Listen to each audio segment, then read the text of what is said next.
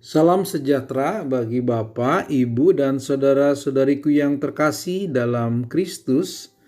Hari ini saya akan membagikan bagaimana belajar dari mukjizat yang dilakukan Yesus pada kisah Bartimeus dan orang kusta. Kita akan masuk dalam Markus 10 ayat 46-52. Yesus menyembuhkan Bartimeus. Lalu tibalah Yesus dan murid-muridnya di Yeriko. Dan ketika Yesus keluar dari Yeriko bersama-sama dengan murid-muridnya dan orang banyak yang berbondong-bondong, ada seorang pengemis buta bernama Bartimeus, anak Timeus, duduk di pinggir jalan. Ketika didengarnya bahwa itu adalah Yesus orang Nazaret, mulailah ia berseru, "Yesus, anak Daud, kasihanilah aku." Banyak orang menegurnya supaya ia diam, namun semakin keras ia berseru, "Anak Daud, kasihanilah aku." Lalu Yesus berhenti dan berkata, "Panggillah dia." Mereka memanggil orang buta itu dan berkata kepadanya, "Kuatkan hatimu, berdirilah, ia memanggil engkau." Lalu ia menanggalkan jubahnya, ia segera berdiri dan pergi mendapatkan Yesus. Tanya Yesus kepadanya, "Apa yang kau kehendaki supaya aku perbuat bagimu?" Jawab orang buta itu, "Rabuni, supaya aku dapat melihat." Lalu kata Yesus kepadanya, "Pergilah, imanmu telah menyelamatkan engkau." Pada saat itu juga melihatlah ia, lalu ia mengikuti Yesus dalam perjalanannya.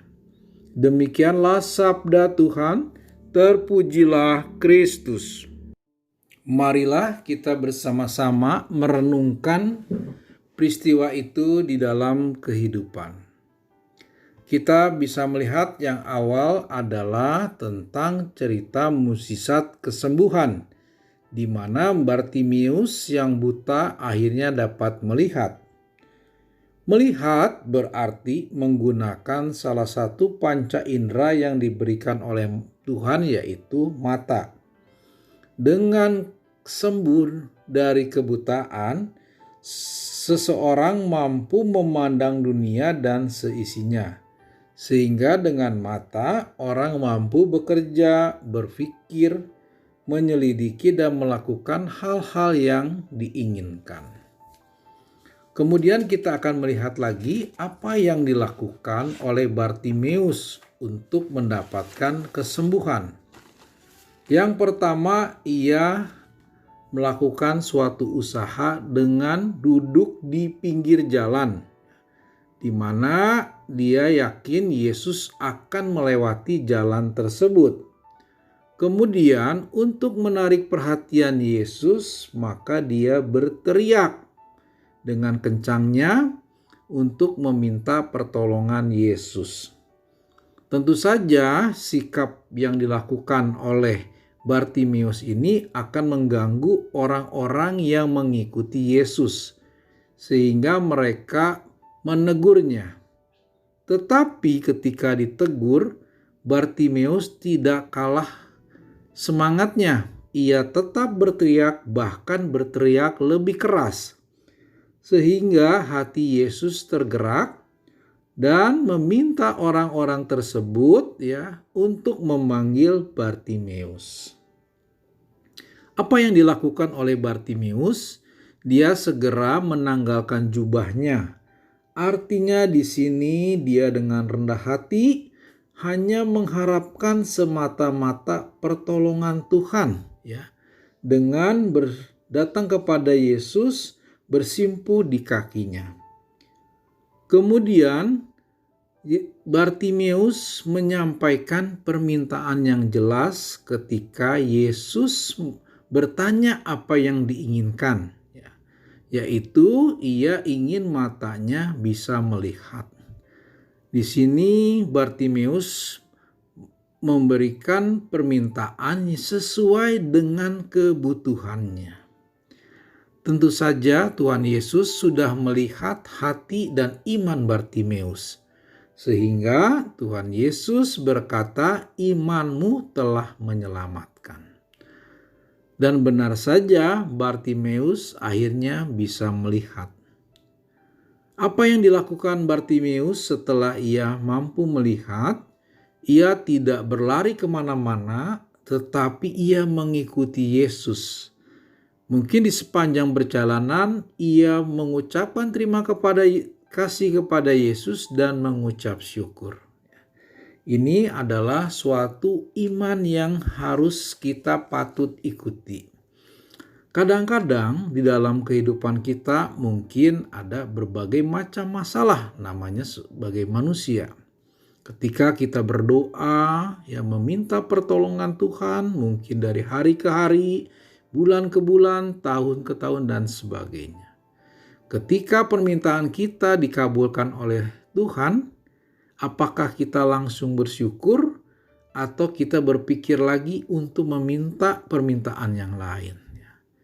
Nah, di sini kita tidak hanya melihat bahwa ini adalah peristiwa mukjizat saja, tetapi ada suatu peristiwa iman di mana Bartimeus dengan penuh sukacita bersyukur kepada Tuhan dan mengikuti Tuhan. Nah, harapannya ketika kita merenungkan peristiwa ini, kita dalam kehidupan sehari-hari setelah kita mendapatkan permintaan kita dikabulkan oleh Tuhan, kita pun bersyukur, berterima kasih, dan mengikuti jalan Kristus sesuai dengan kehendaknya. Itu kira-kira renungan yang bisa kita ambil dari peristiwa kesembuhan atau mukjizat Bartimeus yang buta menjadi melihat. Baik, kita lanjutkan dengan kisah berikutnya, yaitu tentang orang kusta yang kita ambil dari Lukas bab 17 ayat 11 sampai 19. Yang berjudul ke-10 orang kusta. Dalam perjalanannya ke Yerusalem, Yesus menyusur perbatasan Samaria dan Galilea. Ketika ia memasuki suatu desa, datanglah 10 orang kusta menemui dia. Mereka tinggal berdiri agak jauh dan berteriak, "Yesus, Guru, kasihanilah kami." Lalu ia memandang mereka dan berkata, "Pergilah, perlihatkanlah dirimu kepada imam-imam." Dan sementara mereka di tengah jalan, mereka menjadi tahir. Seorang dari mereka ketika melihat bahwa ia telah sembuh, kembali sambil memuliakan Allah dengan suara nyaring. Lalu tersungkur di depan kaki Yesus dan mengucap syukur kepadanya. Orang itu adalah seorang Samaria. Lalu Yesus berkata, "Bukankah ke-10 orang tadi semuanya telah menjadi tahir? Di manakah yang ke-9 orang itu? Tidak adakah di antara mereka yang kembali untuk memuliakan Allah selain daripada orang asing ini?" Lalu ia berkata kepada orang itu, "Berdirilah dan pergilah, imanmu telah menyelamatkan engkau." Demikianlah sabda Tuhan, terpujilah Kristus. Bapak, Ibu, dan saudara-saudariku yang terkasih dalam Kristus, mari kita bersama-sama merenungkan peristiwa tersebut di dalam kehidupan kita. Di sini kita bisa melihat ada peristiwa kesembuhan, yaitu dari orang kusta menjadi tahir. Kusta adalah penyakit menahun yang menyerang kulit dan saraf yang secara perlahan-lahan menyebabkan kerusakan pada anggota tubuh. Di dalam kitab suci, penyakit kusta seringkali merupakan simbol dosa, bahwa mereka telah melakukan kejahatan kepada Allah, sehingga mereka disebut orang-orang yang dikutuk oleh Allah dan disingkirkan oleh masyarakat. Tentu saja orang-orang kusta ini sangat menderita. Selain dikucilkan oleh mereka, mereka pun mengalami penyakit yang merusak tubuh mereka. sehingga hanya kematian yang akan mereka hadapi.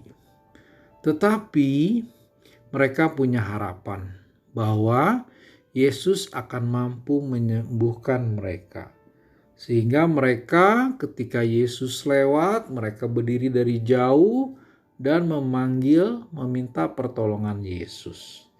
Maka ketika Yesus melihat ke-10 orang kusta itu, dia berkata, "Pergilah, perlihatkan dirimu kepada imam-imam." Di sini mereka percaya akan yang dikatakan oleh Yesus dan mereka datang kepada imam untuk memperlihatkan diri. Tetapi di perjalanan sebelum mereka mencapai tempat para imam, mereka sudah menjadi tahir. Tentu saja ini menimbulkan sukacita yang besar bagi mereka. Tetapi mereka lupa yang ke-9 ini untuk kembali kepada Yesus.